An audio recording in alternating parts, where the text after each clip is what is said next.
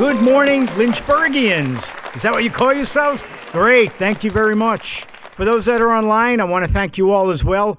We are currently in Lynchburg, Virginia, and this is a Compass MS Care Reaching Rural America and Underserved Communities program. My name is Stuart Schlossman. I'm president and founder of MS Views and News. Our sponsors are Bristol Myers Squibb, Genentech, and TG Therapeutics. And outside, we have exhibitors. We have Alexion, Bristol Myers, and TG Therapeutics. All right, so we want to give them all a round of applause. Thank you for helping support our program. All right, now about Megan. So Megan is author, and she's an advanced practice holistic nurse. She's a multiple sclerosis certified nurse. Her presentation today is Holistic Therapies, Understanding More About Multiple Sclerosis. She'll tell you more about everything when she comes online. But also, I want to let you know that she is very well known throughout the country. She speaks for many different organizations and the pharmaceutical companies. She's a nurse practitioner at the Baptist Hospital System in Jacksonville, Florida. And today, let's welcome Megan, who can see you. She's going to control all her own slides and take it away. Megan. Today we're going to talk about quite a few topics, and if some of you follow me around with Stuart, then you've heard some of this stuff before, but I feel like every time a person hears it, they take away just a little bit of a different nugget, or maybe something hits home and you decide, you know, today's the day that I really can make a meaningful change and do something with my lifestyle to improve my health. So maneuvering MS, finding care in a post-pandemic world is what I am calling this talk. And our roadmap for today is to talk a little bit about MS, who, what, when, where, why. Most of you know these things, but I think there's some new discussion around Epstein-Barr virus that is interesting to folks. Not necessarily new to providers. We'll get there. I'm going to talk briefly about treatments and then how to find the care that you need. It truly does take a village, and I'm going to provide you with some resources for care and advocacy and education that you might not be familiar with. And then we'll talk about the mind, body, spirit stuff, because that's what I love to talk about. So here are some basics about MS. Way over 1 million people in the US have the condition. It affects 3 to 4 women to 1 man. And most autoimmune diseases actually affect more women than men. We don't know why. I have theories, but we don't know why. We used to call this a Caucasian disease. We thought that more whites than blacks had this disease, but we now know with equity and research and relooking at things that in the modern era, MS incidence may be higher in blacks than in non-Hispanic whites. And so that's a really big deal. And I think that's well represented in my clinic in Jacksonville Beach, Florida, in Florida and the areas where I speak. So the demographic is changing perhaps for many reasons. 1, because of the gene pool. 2, because maybe people are seeking care when they weren't seeking care before. There is a higher risk for MS if you're a smoker, if you have low vitamin D, if you had obesity when you were an adolescent, and if you had a clinical case of mononucleosis in adolescence. We'll talk about EBV again in a second. MS most commonly affects people between the ages of 20 to 50 years. That's when it's diagnosed. However, there are pediatric MS centers of excellence because kids do get this disease. And I've diagnosed people with inflammatory MS as late as their early 70s. I talk about the MS belt a little bit because those of you who've been around the block with MS are aware that MS tends to affect people in more northern latitudes, so a little bit farther away from the equator where people have lower exposure to sunshine, perhaps get more viral illnesses because of the cold weather. But the MS belt actually may be shifting a little bit. We see high incidences of MS in Latin America, in Caribbean countries like Puerto Rico, and also in the South Asian countries like Saudi Arabia and the Middle Eastern countries. there have been hundreds of susceptibility genes discovered. So when people say, is MS genetic? The answer is yes, but. So there has to be very specific things to happen in order for a person to get MS. You may have a gene that that increases your susceptibility to it, but if X, Y, and Z don't happen, then that gene is not going to get turned on. And that brings me to EBV. So the Epstein-Barr virus is not new in MS at all. What's new is the study that came out that made its way to the lay population that said that we did a bigger study than the big study that was done before. And it is definitely confirmed that the majority of people with MS have antibodies to the Epstein-Barr virus, and that shortly after infection with the Epstein-Barr virus, that is when, or I shouldn't say shortly after, but it is after exposure to the Epstein-Barr virus that that MS seems to come on. So does Epstein-Barr virus cause MS? No, it's just one of the cogs in the wheel. So you may have a susceptibility gene, you may have low vitamin D, you may be a smoker, and then you get exposed to Epstein-Barr in such a way that your body can't fight off the infection. Now that is different than having clinical mononucleosis. So clinical mononucleosis is it's a how do you say?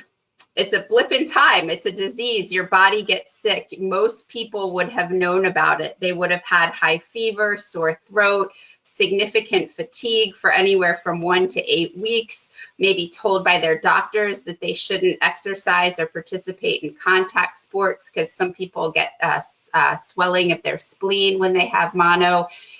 It is definitely a time when people know they're sick. So those people, if that happens in adolescence, actually have an even higher risk of MS than people who are just exposed to Epstein-Barr. So that's what I have to say about Epstein-Barr. When people come to me with oh, this Epstein-Barr, I say it's not new news. It's new news to you, but it's not new news. Can we check your antibodies? Sure. What does it mean? It means you're going to have them. You're not going to have an active infection. And then that brings me to what I think is most important about MS, because it's something that we'll talk about that you can control and that might empower you to make lifestyle changes that improve your brain health. And that is vascular comorbidities. So vascular comorbidities are things like overweight and obesity, high blood pressure, high cholesterol, diabetes, heart disease, peripheral vascular disease.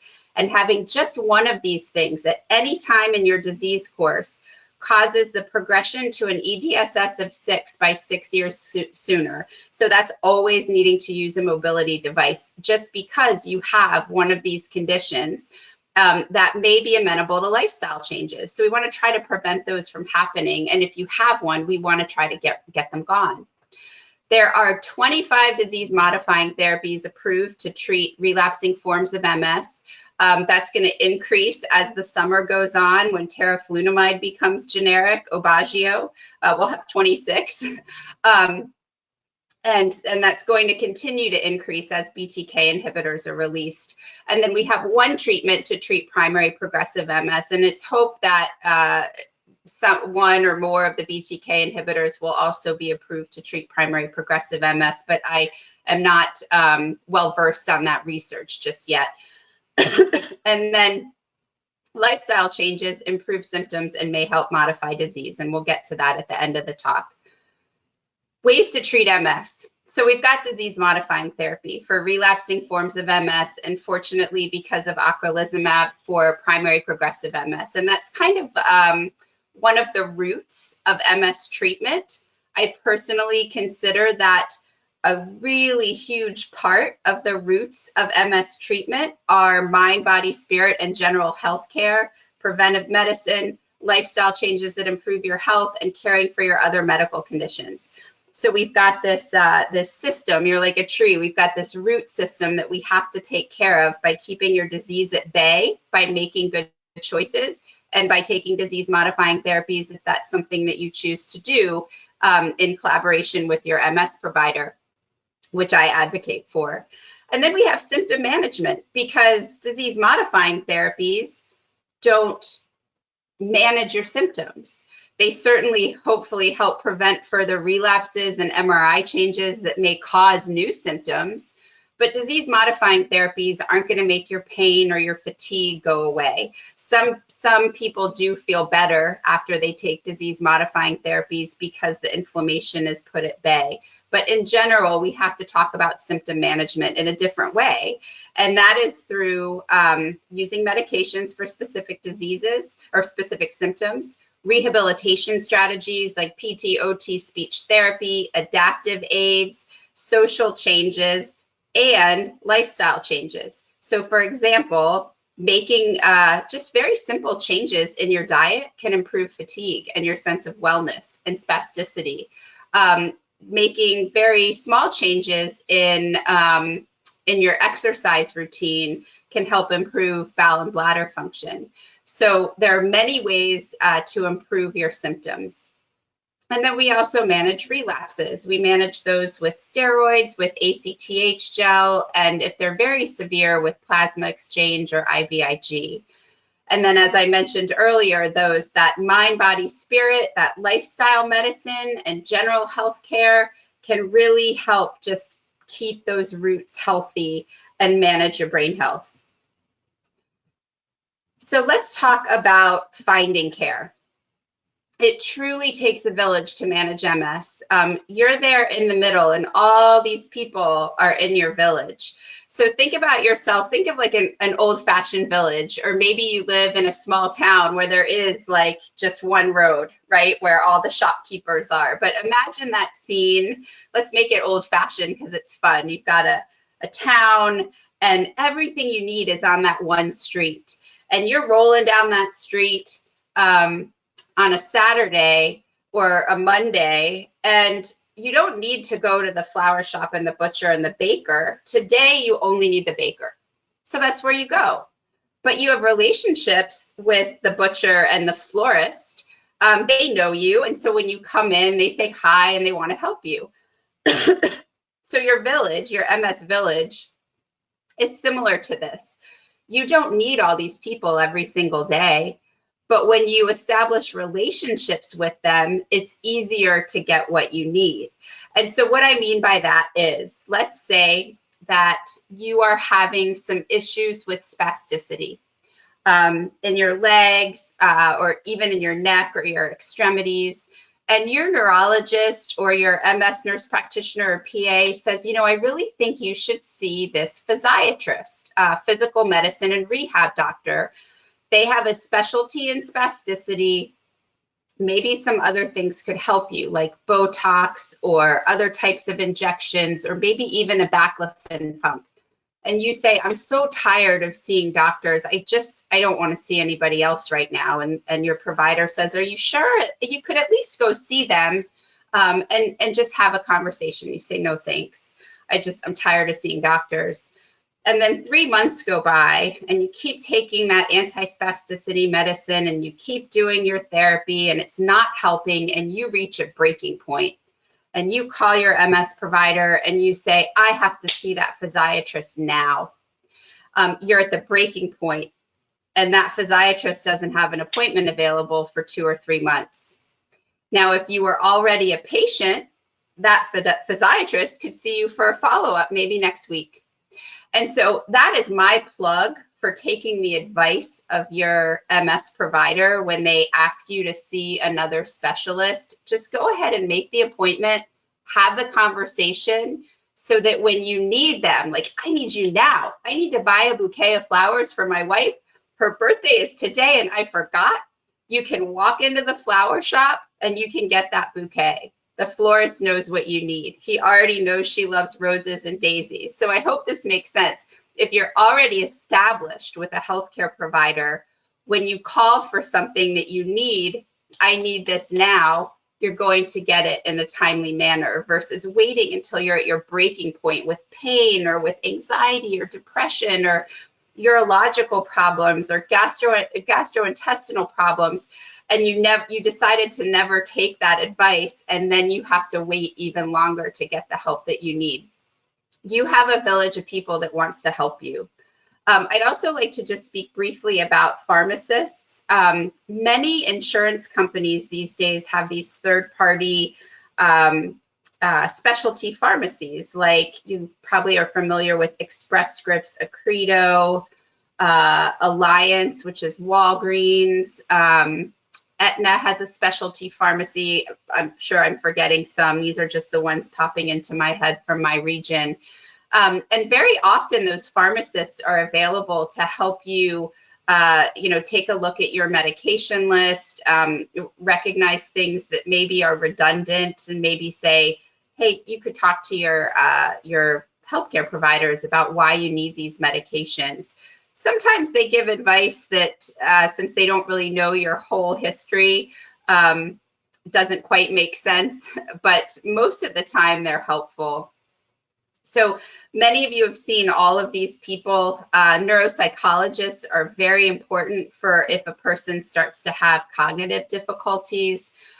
Super important to get a baseline assessment of your cognitive status so that that can be followed with time.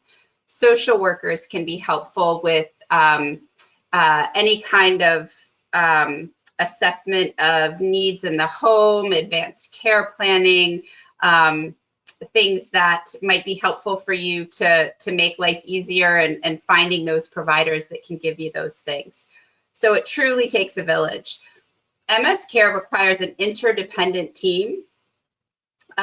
This is actually from the definition of team from Wikipedia, so I thought it was kind of funny. No significant task can be accomplished without the help and coordination of every team member. And so that includes your providers. It also includes you. So if you're not answering the phone or you're not listening to your voicemails, then how can an appointment be made? I would say more than 50% of the time, that's something that happens in my office, is people come back and they say, no one ever called me, but I can see on the referral list that when calls were made and voicemails were left. So help and coordination of every team member, and that includes you. You've got to be on your team, and you've got to be ready to root for yourself. Members typically specialize in different tasks. Yes, so you've got this whole village, and each one is an expert in his or her own area. And the success of every individual is ultimately bound to the success of the whole team. No team member has ever won alone. So we need information from you. We need information from each other. And we can make your life with MS a lot better.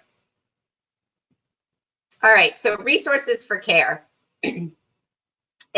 Since we're all in different parts of the country, those of you listening now, listening later, those of you in Lynchburg, it was a little bit difficult to come up with this slide because areas are different. But I did find some things when I was doing research for this talk that I didn't even know about. And one of the first ones is that first bullet under local, elder care resources.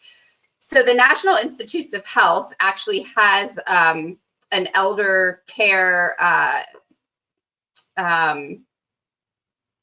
what do you call it, consortium, or like NIH has depression and anxiety. They have a neurological disorders committee is the word I'm looking for. Haven't had enough coffee. So there is an elder care locator, and it's right here. This is the number for it. If you Google elder care locator, it will come up. You put in your zip code, and it provides you with all of the resources for elder care in your area. Now, you might say, I'm not old. Why do I need elder care?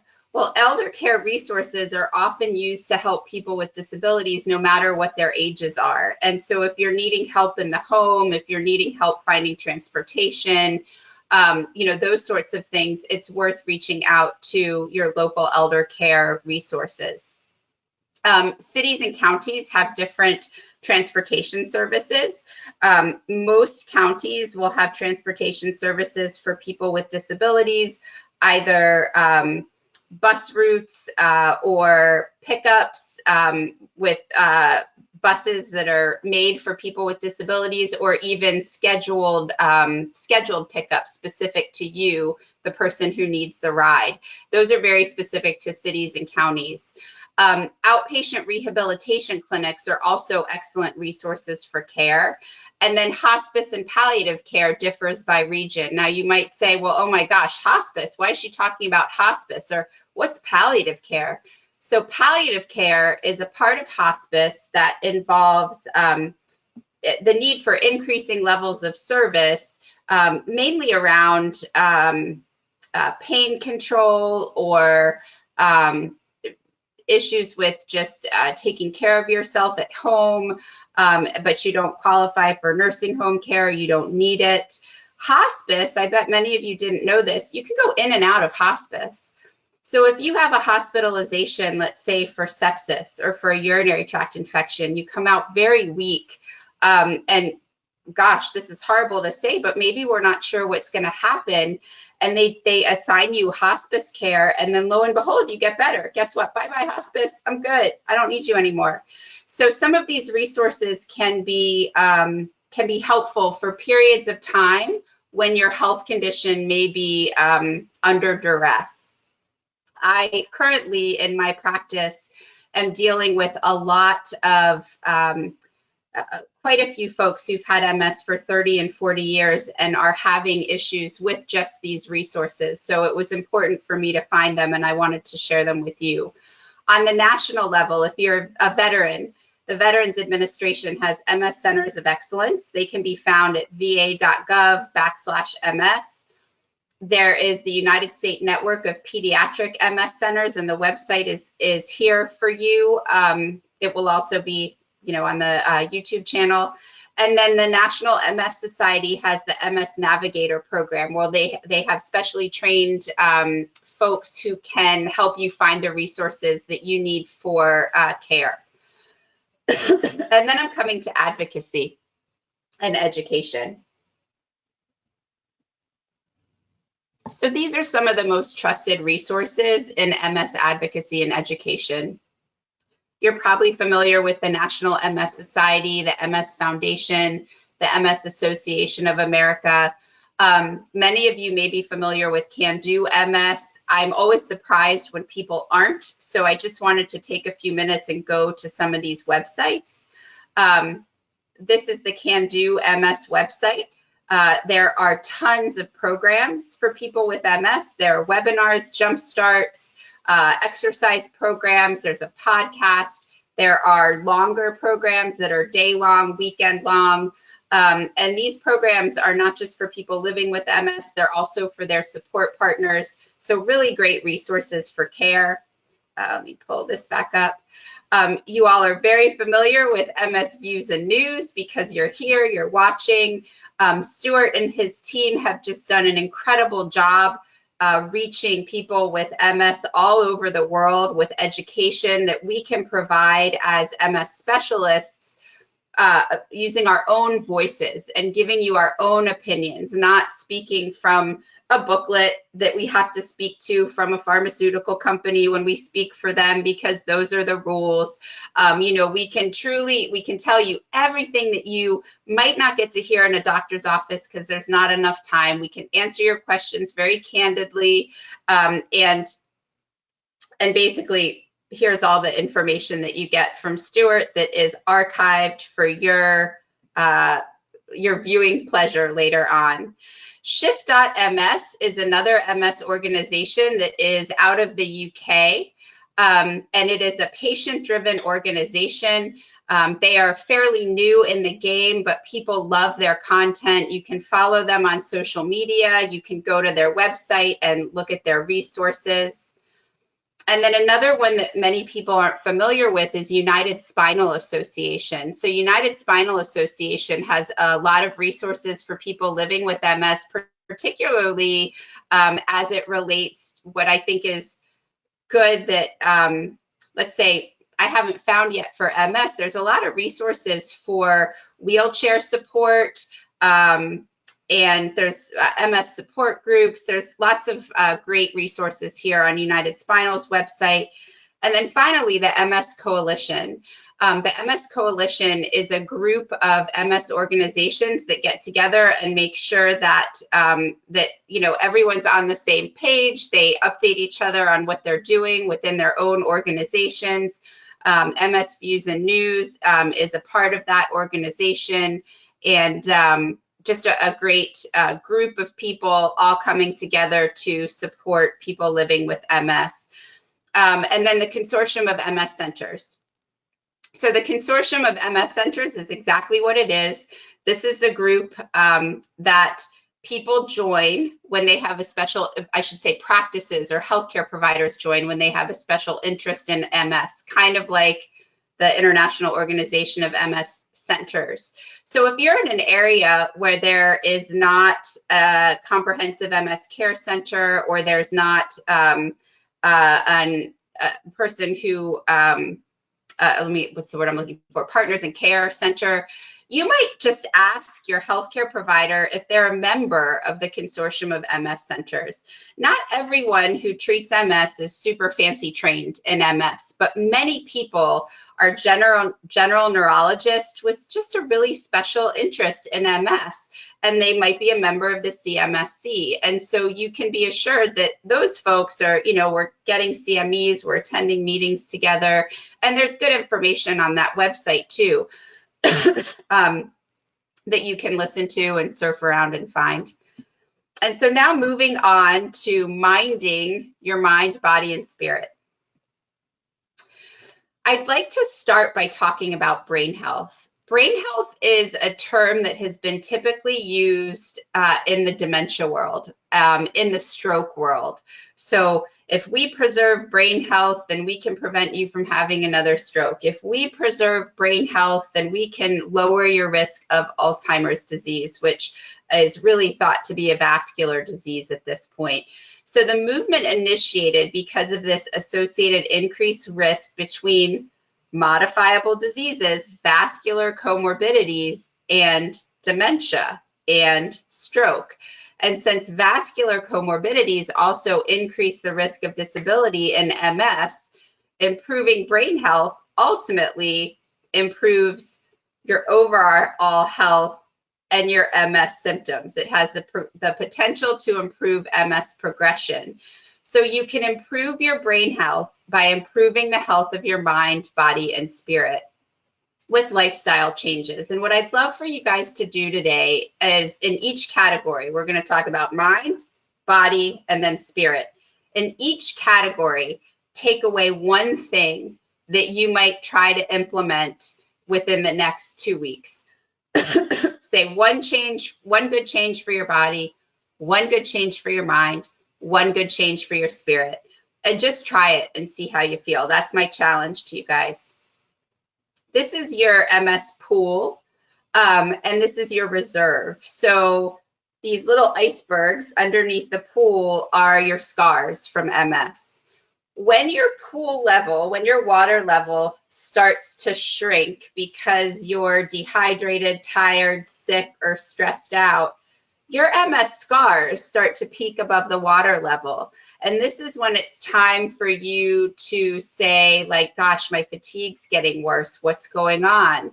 That numbness and tingling that I have just sometimes, it's here all the time again. I'm not sure what's going on.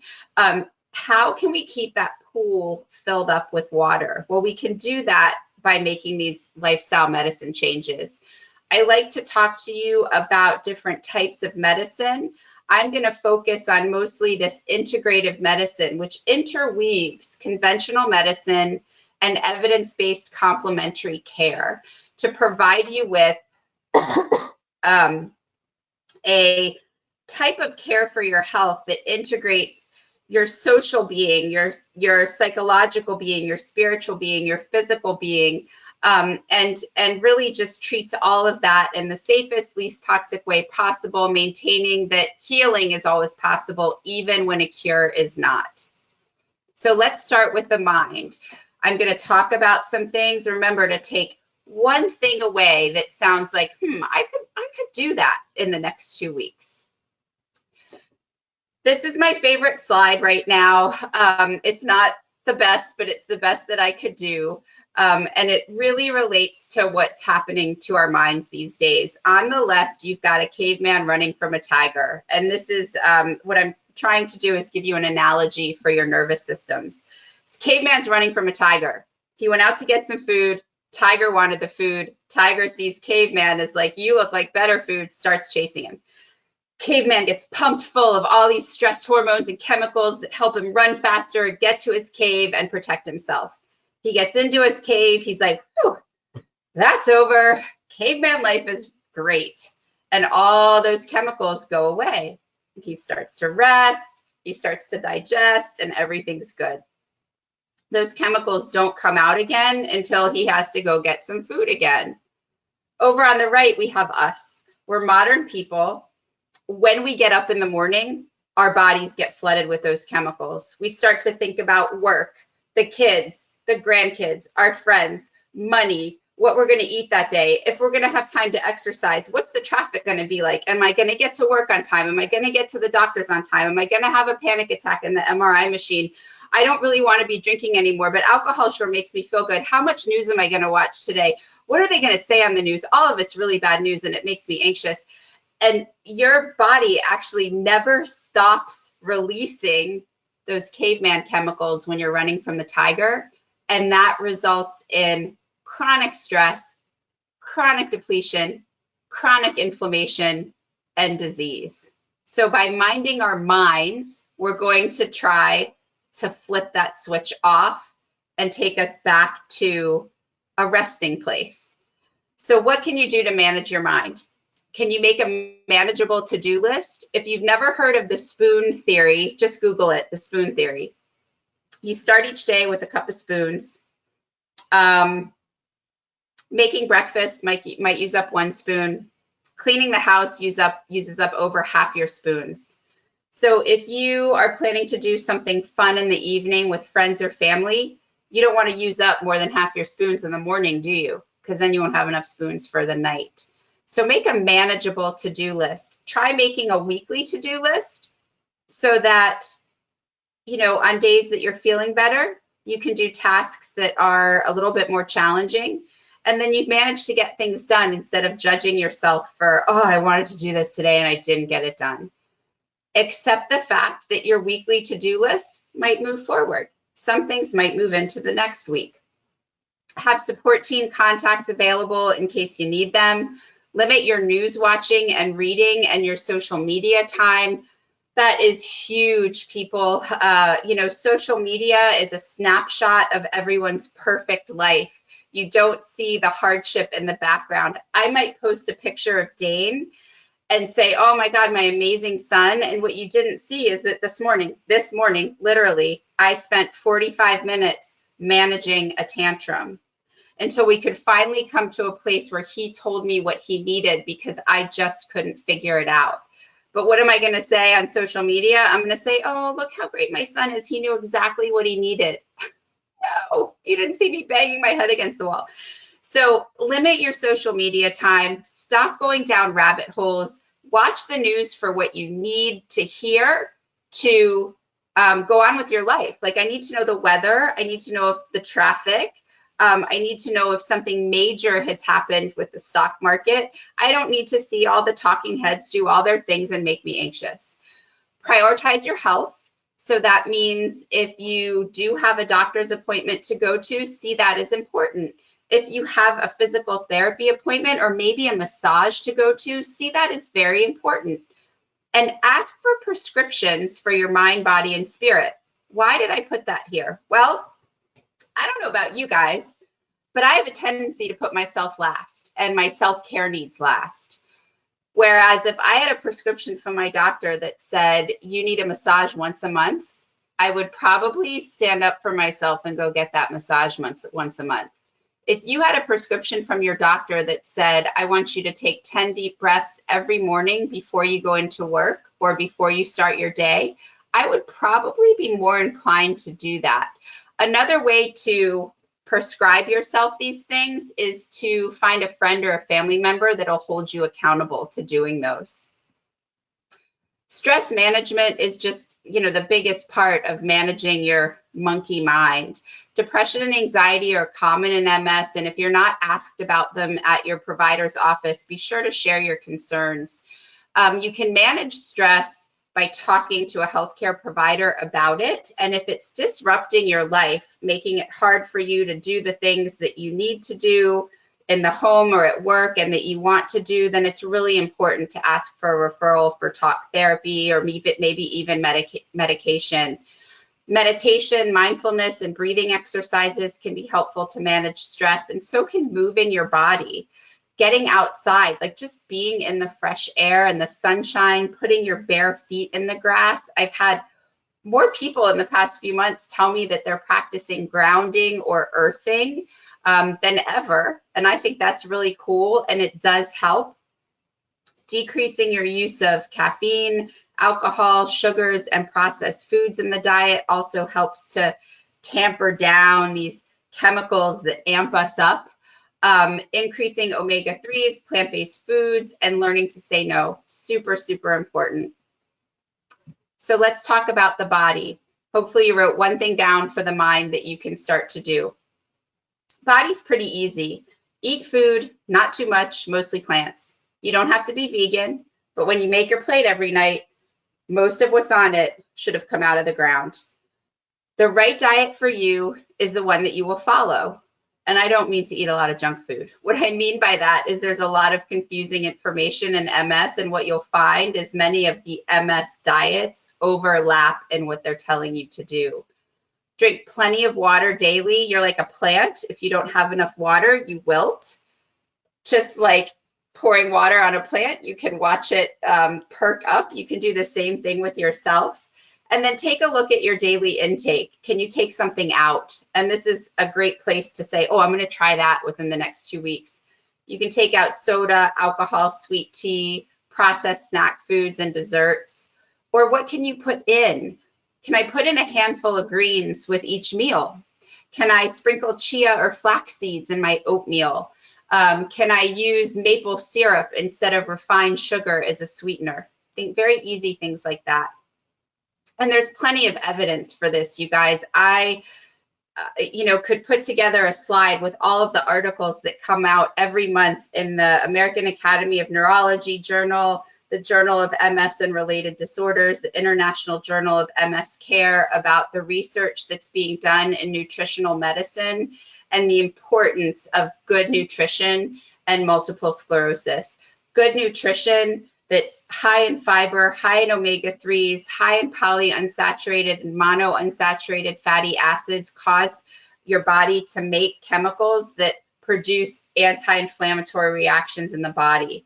And all the things that we get from processed foods, excuse me, omega-6s, long-chain fatty acids, things coming from seed oils, they all stimulate our T cells to become pro-inflammatory. And that is just encouraging vascular comorbidities, which guess what? Worsens the progression to disability and multiple sclerosis. So it is so important to make healthy choices, and you can start with just one thing. This is a slide that shows all of the MS diets. Not there, I'm sure there are some that aren't here, but these are the ones that are most commonly mentioned to me by patients. And you can see there's a lot of commonality. For example, in blue, limiting processed foods, no to minimal red meat, gluten freedom, dairy freedom. There's a thought that the gluten and the dairy that we eat in our country may cause sensitivities, and it's just been overly modified. The dairy issue in MS comes from the Nurses' Health Study from decades ago that suggested that people with MS had more of a tendency to actually have an allergy to part of dairy, like a certain molecule in dairy. But there is no direct connection between dairy as causing MS. Still, most diets that you find that are going to be hardcore for autoimmune diseases are going to eliminate dairy, not just in MS. The ketogenic diet is interesting. It was developed in the 60s for pediatric epilepsy. It had to be done in a hospital setting. I don't typically recommend the ketogenic diet to people because for most people, it's a license to eat a lot of fatty processed foods that are high in all those interleukin 6s, causing that interleukin 6 to really flare up. They're high in omega-6 fatty acids, high in saturated fats. I recommend that if you want to follow a ketogenic diet, that you do it under the care of a registered dietitian. Also, remember that ketosis is not a normal place for our bodies to be. So when diabetics have ketosis, they have to go to the hospital. If your body isn't healthy enough to manage ketosis, it can hurt your kidneys. So there's a lot of things with the ketogenic diet that I think are misunderstood. And social media makes it look really easy and safe. And it's not always that way. It's something that needs to be followed pretty closely, especially if you have other medical conditions. Similarly, intermittent fasting and calorie restriction can be hard on a body that is immunosuppressed. So I tend to be a reasonable person and follow the advice of most of the registered dietitians that I know, in that there's no one right way to eat. The right way to eat is the way that you're going to, the healthy diet that you're going to follow. And elimination of food groups isn't necessarily necessary unless you have sensitivities to something. So supplements, my opinion, people take too many. People take too many without guidance, and they don't know about the risk of drug supplement interactions and even supplement and disease interactions. And they spend too much money. It's like throwing money into the air. If you're eating a bunch of crappy processed foods and you're taking $200 a month in supplements, guess what's not being absorbed? The supplements, because your gut can't do it because you're giving it crappy food. So my advice is to change your diet first, and then talk to someone who knows about supplements, about what you might need to beef up your soil, so to speak. A safe supplement that alleviates a symptom can create an environment for healing. And I like to talk about magnesium here because many people are constipated. We take a little magnesium and our bowels move, our gut calms down, the environment gets a little bit better, and then you can start absorbing things from the food that you're eating. You may also be less anxious and sleep better. Supplements that are probably safe and helpful are vitamin D3, but you should have your level measured. Alpha lipoic acid, or R-lipoic acid, is being studied in MS for improving mobility in MS progression. If you don't have a kidney condition, that's something you can safely take, but you should have your renal function monitored. I mentioned magnesium. B vitamins should be measured before you take them because you may not need them. And then a good quality multivitamin, multimineral if your diet isn't well balanced. Things that should be individualized are probiotics. I don't believe that everyone needs to take a probiotic. If you are very immunosuppressed from medication, probiotics may be dangerous, can actually cause an overgrowth of bacteria in your gut that's not good for you. CBD should be individualized. What are you trying to treat? Is there evidence for it? What type do you need? Do you need CBD? Do you need THC? These sorts of things. And then adaptogens. So adaptogens over the years have typically been prescribed in these really lovely, well-balanced formulations, or maybe one thing for a short period of time and then another thing for a short period of time.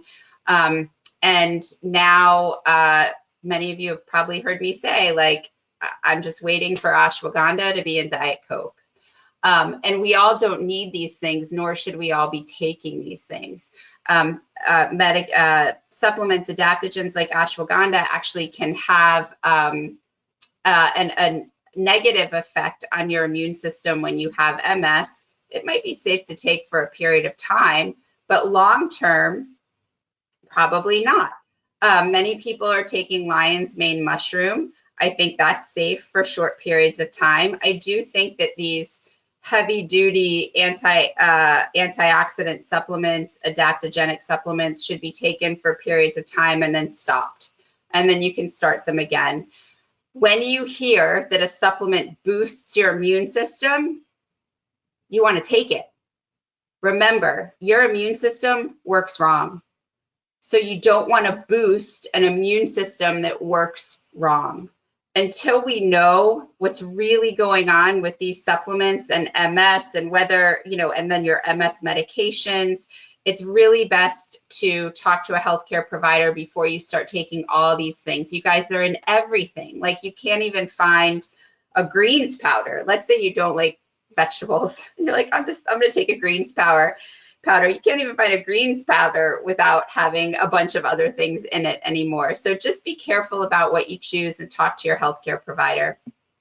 All right, move your body. What do you enjoy doing? Do it for 150 minutes a week. It's 21 minutes a day. Move at your best time of day. Use cooling equipment. Even if you're inside in a cold house or a cold gym or a cold rehab facility, use cooling equipment, because moving your body or having someone else move your body heats up your core, and that makes nerve conduction harder. It uses more energy. So use a cooling towel, drink cool fluids, put an ice pack around your waist, something like that. Split up exercise if you need to. The cardiovascular benefits are the same, and involve your family and friends for accountability. And then finally, rest your body. Try to avoid using electronics for at least an hour before bed. And if you're using one because you have a sleep meditation or music that you listen to, something that helps you wind down for your bedtime ritual, use a blue light filter, blue light blocking glasses if you have to actually look at the device. Avoid caffeine, excessive alcohol, and sugar before bed. And then I spoke of a bedtime ritual. These are things that you can do to just kind of slow down at night. I have been a busy mind person my whole entire life who was blessed with the gift of sleep. I have very rarely had a hard time going to sleep at night. But when I do, when I know that like my mind is overly busy, I usually drink some herbal tea. That, of course, isn't going to help you if you have to get up in the middle of the night to use the bathroom a bunch of times. But if you don't have that issue, then some of the stress relieving or sleepy time herbal teas can be helpful. Lavender essential oil has been clinically studied to show that it improves sleep and anxiety. You can diffuse that into the air, or maybe you have a lavender pillow, something like that. But all of these things help rest your body. And then let's talk about the spirit before we move on to questions. And we're going to finish up with a breathing exercise that I wanted to teach you guys that's super easy. So spirit, what is spirit? What is spirituality? It's really how you connect with something that's bigger than yourself. I am a Christian. I believe in God. Some people believe in Buddha. Some people believe in Allah. These are religious aspects of our life, right? But religion is not spirituality. It's a part of it if you choose, but spirituality is really about feeling your heart, like your heart and soul connection with yourself, with the world around you, with people around you. I don't know, here's a good example. At least for me, when I hug someone, I get filled up with this something. I don't know what it is. And the only thing I know to call it is spirit. It's something that's really bigger than me. It's really bigger than that person. It's a lot bigger than us together. And it's probably helping the whole space that we're in. That's spirit. So how can you cultivate this in your life? Some suggestions. Hug more, right? We can hug each other now. Start your day with a positive affirmation and put it in a place that you can see it. Maybe you want to work on being more positive. So you've got a little Post-it note and you write on it, today's a good day. And you stick it on your computer or on the back of your cell phone, or maybe on your bathroom mirror near your toothbrush.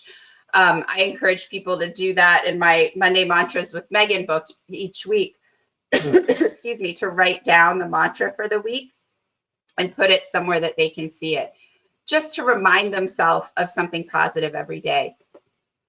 Speaking of that, making time for mindfulness or meditation that helps not just your mind, but also your spirit. Because when you're in that place of calm, people around you can feel it. How many of you have walked into a room and you've said, you know what? I don't think I want to be here.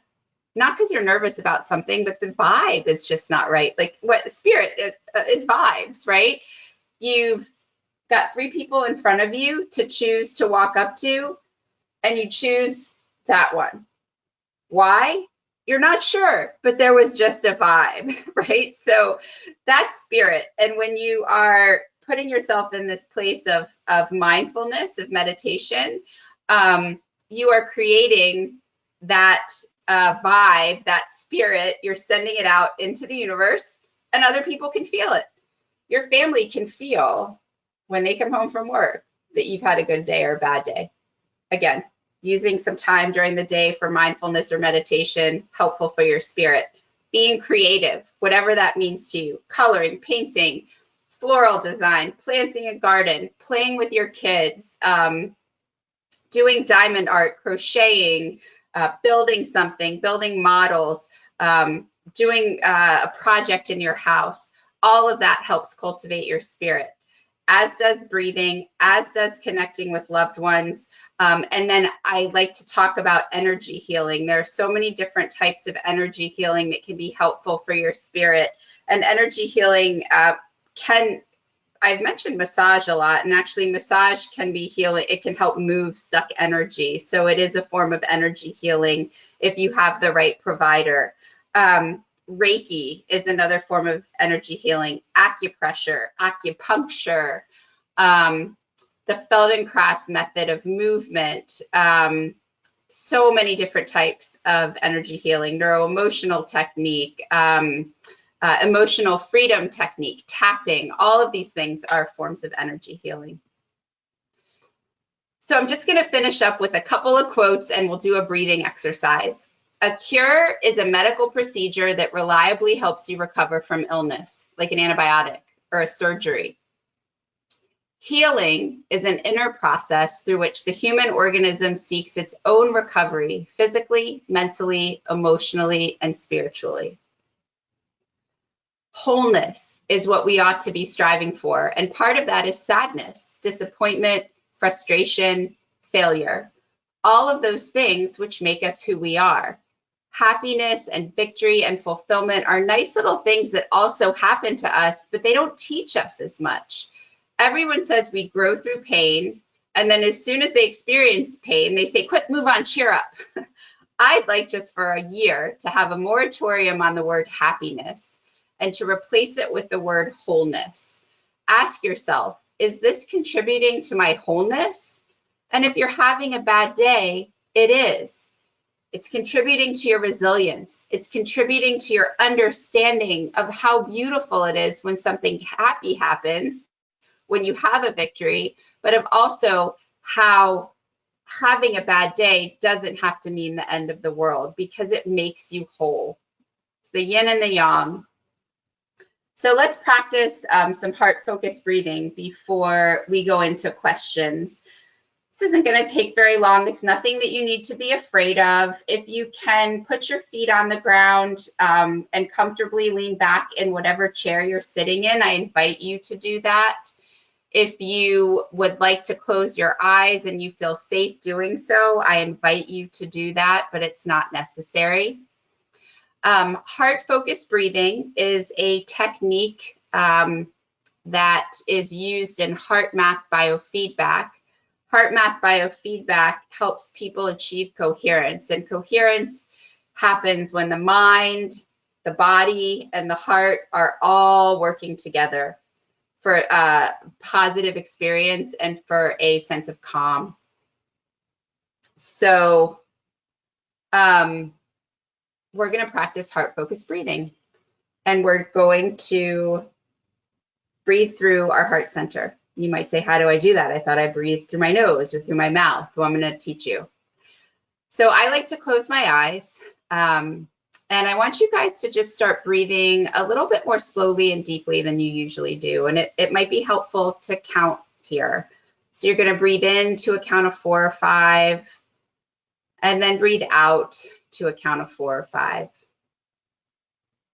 And do this through your nose. Breathing in to a count of 4 or 5, and out to a count of 4 or 5. And with your next inhale, I want you to think about breathing in through your heart center. I like to put my hands on my chest to help to remind me that I have this heart center. This is where my heart's beating, but it's also where a lot of where I can feel my spirit and my soul. And so now as you breathe in and out, imagine that it's, while you're doing it through your nose, it is coming in and out through your heart center. You're going to breathe in to a count of 4 or 5, and out to a count of 4 or 5, in and out through that heart center.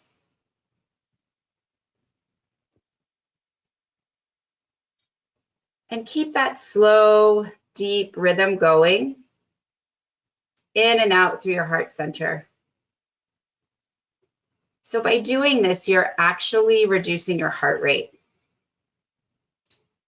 And when you reduce your heart rate, there's a message that's sent to your brain that says, we don't have to run from the tiger right now.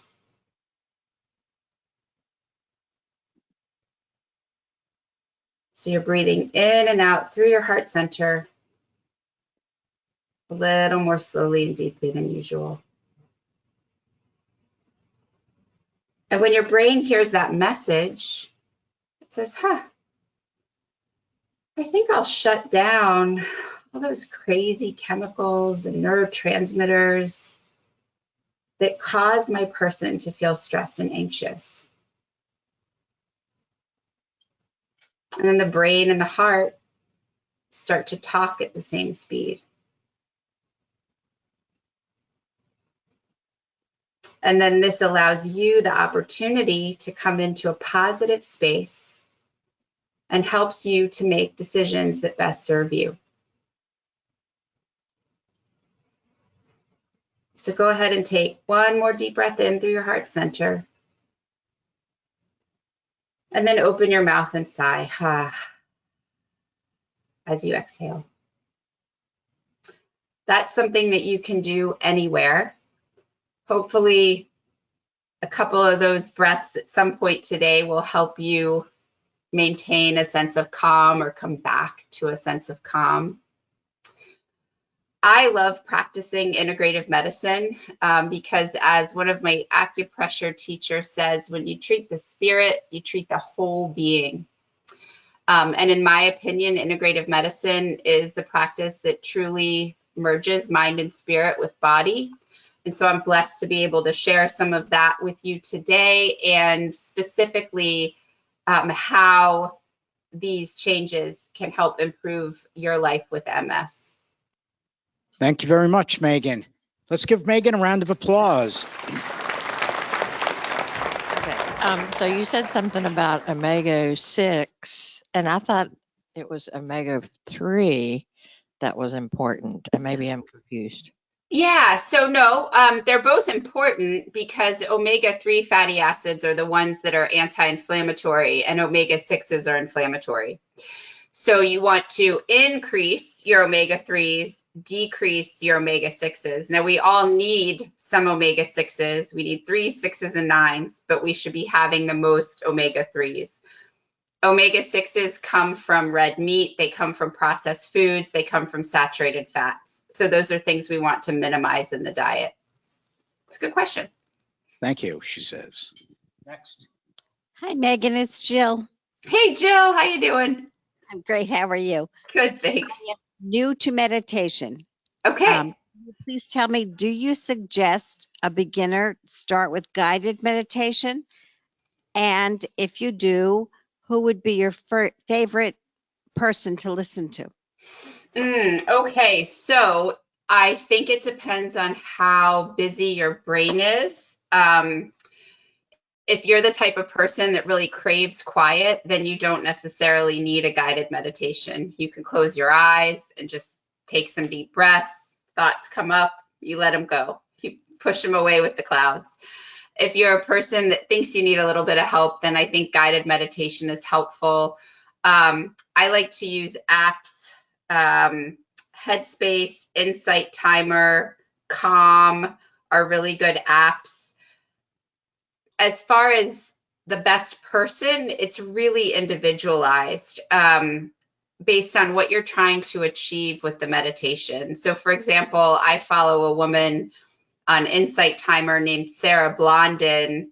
She's my age. She has a young kid. She talks a lot about, coming back to yourself as a mother through meditation. And that's not the right thing for everyone. So, on Insight Timer, you can search around for different types of meditation to address different things and pick one. See if you like the voice. Some people just don't like other people's voices. But I think guided meditation is a really good place to start. Thank you very much. Sure. Questions from online also include, tell us about what do you feel is the best alternative treatments for people with cholesterol, high cholesterol issues? So I would start with diet. I would start with increasing fiber and plant foods in the diet. You can also incorporate omega-3s through fibrous things like chia seed, flax seed. Just making those shifts in the diet can be super helpful. Okay, great. Thank you for that. And going back to meditation, is there a specific time of day that is best to do meditation? And should you do it more than once a day? Yeah, so we're just talking about us as regular human beings who are trying to access a little bit of calm in our crazy Western lives. So the best time of day is the time that works best for you, to be completely honest. Should you do it twice a day? If you have the time, that's awesome. If you can get in, 5-10 minutes twice a day, the longer the better. If you want to make structural changes in your brain, then you're looking at 30 plus minutes a day of meditation. But if you just want to learn how to access a sense of calm, practicing meditation, I call it microdosing meditation, for a few minutes a day helps your body realize that it can drop in anytime. So Okay, I hope that answered your question. Well, it hopefully answers somebody's question, right? All right, next, anybody in the audience yet? If you have a question, great, come out to you. Before I get to this person out here, how much salt is too much salt in your diet? Oh my gosh. Well, do you have high blood pressure? Do you have kidney issues? In general, processed foods are really high in salt and so should be avoided. But some people are on medicines that lower their sodium level and they need to sprinkle a little bit of salt on their food. So I would have to actually Google the dietary recommendation for sodium. I truly don't know it, and I'm doing that right now. Daily value for sodium is less than 2,300 milligrams per day. So there were some studies a few years ago that looked at higher levels of sodium causing worse MS, and replication of some of those studies showed that that the association was not true, and then some showed that it was true. And I think in general, what we like to tell people is that getting salt from processed foods is also not good. So if you can stick to under 2,000 milligrams a day from a general health standpoint, that's the goal. And to put that in perspective, a can of soup has 2 servings in it, and each serving has about 600 milligrams of sodium. So if you're eating a can of soup, a whole can, 2 servings, you're getting very close to your daily maximum. Thank you. I was going to ask you to put it into a perspective, but you Yeah. beat me to the punch. I beat you to it. I can read your mind, Stuart. Yeah. Thank you. All right. Next from the audience. Hi, Megan. I'm Clarissa, and this is Hey, also Clarissa. to the diet. The chart that you put up on the different types of diet, I know for everybody's lifestyle is a different diet. Is that something that we can access later on, that chart that you have for diets, or do you recommend a website that we can go specifically for MS, where what would be better one diet for another person? Yeah, so that's something that I created, and you know what I'll do? If you can give me a few weeks, I will get a little like just a short little talk up on my YouTube channel with that chart up there. And I'll talk about it. My YouTube channel is First Coast Integrative Medicine, and I'll let Stuart know when it's done. And also for everybody to know that this is being video recorded. So Exactly. it'll be on our YouTube channel in about 2 weeks. And when it does get published to the YouTube channel, we send out an email to everybody that was in attendance, so that way you'll know and you can stop doing all that scribbling at the table. Yeah, exactly. Right. Next question from the audience. Yes, I would like to know what your advice is on using sea salt in comparison to the table salt. I know I've understood that sea salt is supposed to be better than iodized salt. Yeah, so there are a couple of problems that I've seen in my practice, both my conventional practice and my like functional medicine, integrative medicine practice. And one of the problems with sea salt and all the fancy Himalayan salts and the pink salt and the salt from the fancy seas is that it is, you mentioned iodized salt, it is non-iodized. And iodized salt, we need iodine for our thyroids to function. And so just to talk about thyroid disease for a second, goiters are common in third world countries where they don't iodize their salt or food. And what we're seeing in our country more often is more thyroid problems and low iodine levels. I don't know how much of it is related to all the fancy salt we're using, but I do recommend that if you are going to be not using iodized salt, that you get iodine in your diet in some other way, like eating sea vegetables. I don't recommend taking an iodine supplement because it's very easy to get toxic, to get too much iodine. And if you do salt your food, then just every once in a while, use good old Morton's table salt that's iodized, just to help your thyroid a little bit. Thank you. Mm-hmm. Next from the online audience again is from Deb, is what type of magnesium do you find most helpful with constipation? Magnesium oxide or magnesium citrate are the ones that are going to get you going to the bathroom faster. Gotcha. Yep. All right. Next from online, not about nutrition, meditation, or anything like this, but the person is asking, what is a CTH gel? Oh, it's adrenocorticotropin hormone, so it's Acthar gel.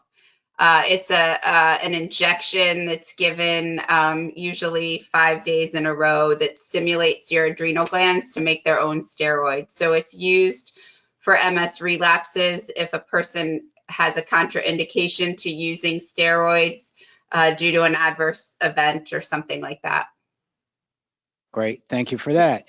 Next person is asking about yoga and what are the Yes. benefits that you can tell us about yoga and how often per day of yoga as well? Do you have all day?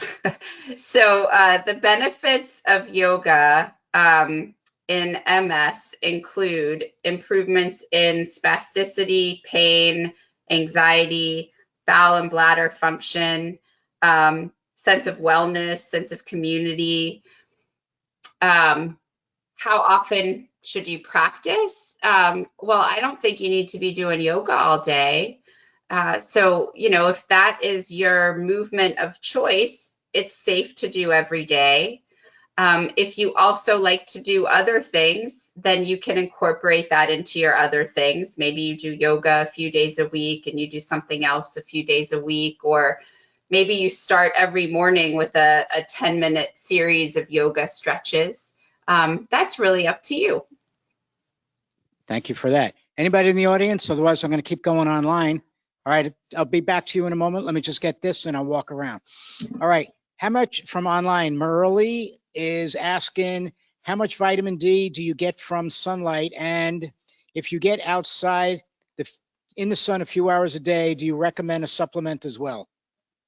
So I am not sure how much how many international units of vitamin D you get from sunlight, but I do know that you need all 4 extremities exposed to the sun for, I think it's 20 minutes in the middle of the day. So like 10 to 2 when the sun's at its hottest, to get the vitamin D that you need to have a sufficient level. Do you also need to take a supplement? Well, if you're doing that in the sun, that implies that you're not wearing sunscreen, because sunscreen will block the rays that your body needs to make, to utilize the vitamin D from the UV rays. So you should just, if that's the practice that you have and you want to know if that's enough, then just have your vitamin D, have your physician or NP or PA measure your vitamin D level and see if it's sufficient for you. And then you may or may not need to take another supplement. So going along on that line of thought, there are people that say, well, I live in Wyoming and you live in Florida, and you should be getting more vitamin D in Florida than you are in Wyoming. What are the truths about this? I have no idea. I am not a weatherman. I do not know the strength of the UV rays in Wyoming versus Florida, except that, we're closer to the equator in Florida.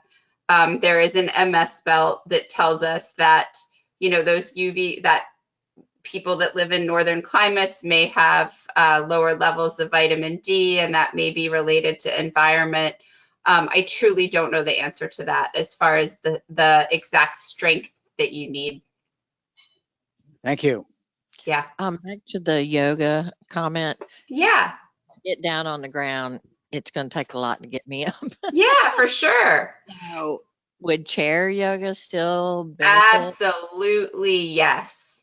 So Yoga Moves MS and OMS Yoga have joined forces to provide free live virtual classes. There are 2 to 5 classes a day, depending on the day. And there are yoga classes for every level of ability.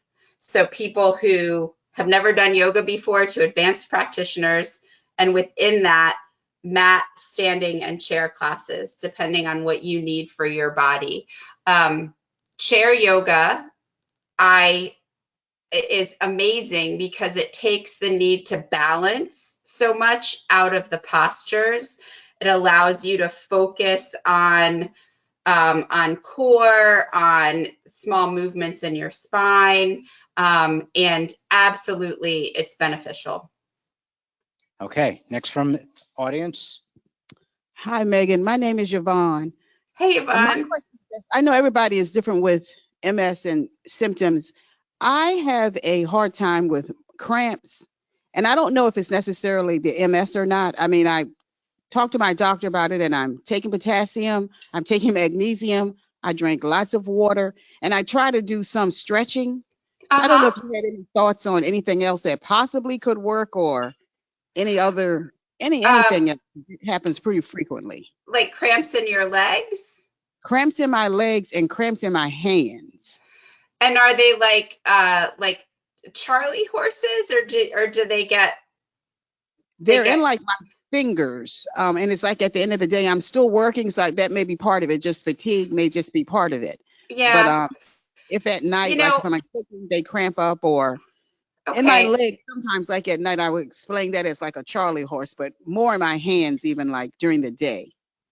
So I might try some cooling measures to see if that helps at all. I'm not sure that it will, but if it is related to fatigue, and nerve signals being conducted, then some cooling measures might help. I don't know if you've seen those fans. I'm going to take my headphones off for a second because they kind of look like headphones around your neck, like this. And the top of the fan here puts out a little bit of a fan. You could wear that while you're working, see if it made a difference. Magnesium and potassium are good. You might want to make sure that you don't have any other vitamin or mineral insufficiencies, like just making sure your B12, B6, folate levels are okay, and those can be measured in a blood test. Making sure your blood sugar is okay. Sometimes electrolyte drinks can be helpful, like IV, liquid IV. Those are the places that I would start. Thank you for that. Everybody know that Megan can't answer any questions specifically about you. So going forward, if anybody has any questions that might be about you, just make it more generalized. Yeah, So- and I won't say anything that's not safe. Like in general, those are things that are safe for everybody. Right. But if a person is to find out that they have actual spasticity going on in their body, what do you recommend at that point?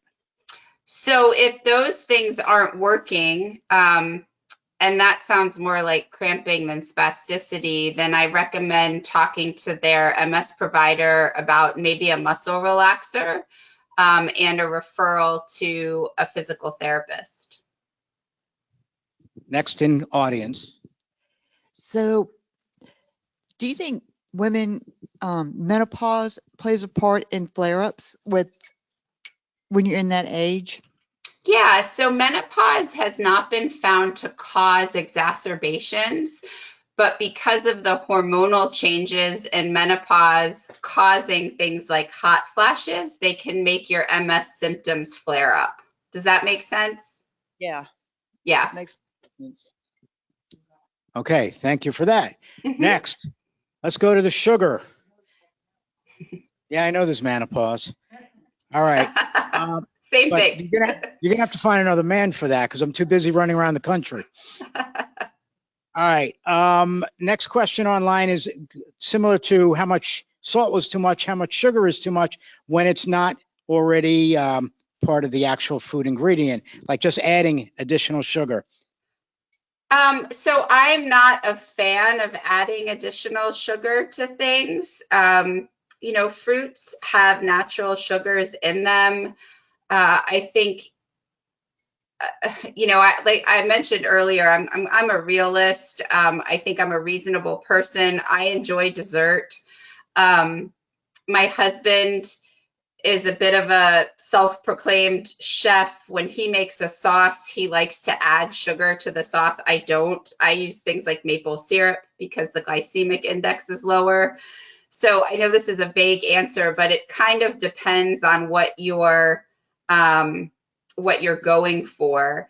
And in general, you should minimize adding sugar to your diet. Okay, thank you. Any questions in the audience? Okay, going back online. Oh, this is an interesting one. It has nothing to do with MS. A person wants to know about an item that's on the wall of your home called a surfboard. They want to know, she wants to know if you're a surfer. I am Now a surfer. Now tell them your best places to surf. And that's my first surfboard ever on the wall back there. So I don't surf nearly as much as I used to, but I just kind of go, I call it out back. I go to the beach that we go to down the street from our house, and I just go out when there are little waves. I don't like it to be hard anymore. My favorite place in the world to be is the North Shore of Oahu, and that place makes waves that I absolutely can't surf. So I go down to Waikiki where they're nice rolling longboard waves, and those are my favorite places to be. Okay, thanks for that. Now let's go back to the greens of life. You were talking about the different greens that people should eat. Is there ever anything where somebody is allergic to certain greens? So many people are sensitive to different foods. Greens tend to be high in fiber. Some greens are high in oxalates. If you're concerned that you're sensitive or allergic to things, then I would see an allergist or talk to a nutritionist. When a person changes their diet, I'm making a big assumption here that I don't know if it's true, but I know it's true in my experience with people. When a person changes their diet from, like, say, the super size me, super unhealthy, lots of processed foods to foods that are more natural and higher in fiber, typically there's some bloating and there's some GI distress because the gut doesn't know what to do with it. It really has to work to digest things. So in that case, I typically recommend steaming eating warmer foods rather than colder foods.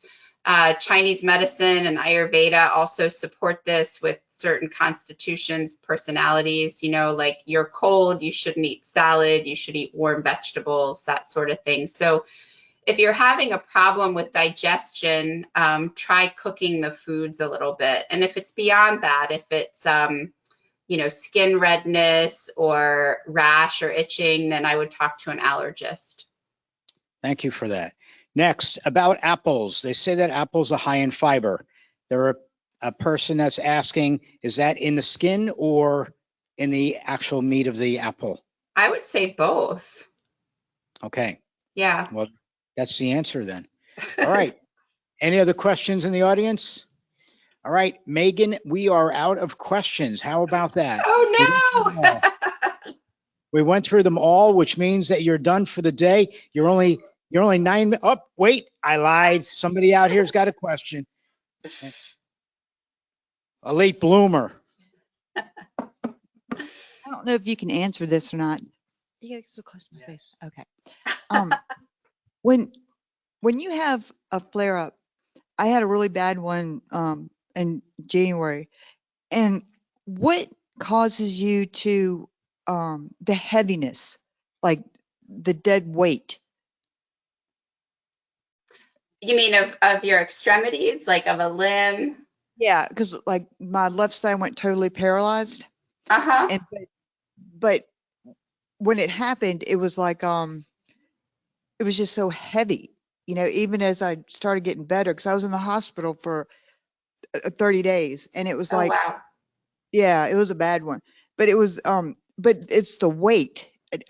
That's the way I only can explain it. It was so heavy, and I never got a straight answer from my neurologist. It's like, what causes that weight? He said go ahead. He just said that the lesions were really deep, but that's not really an answer. I mean, what? Yeah, I mean, if you couldn't move the left side of your body, then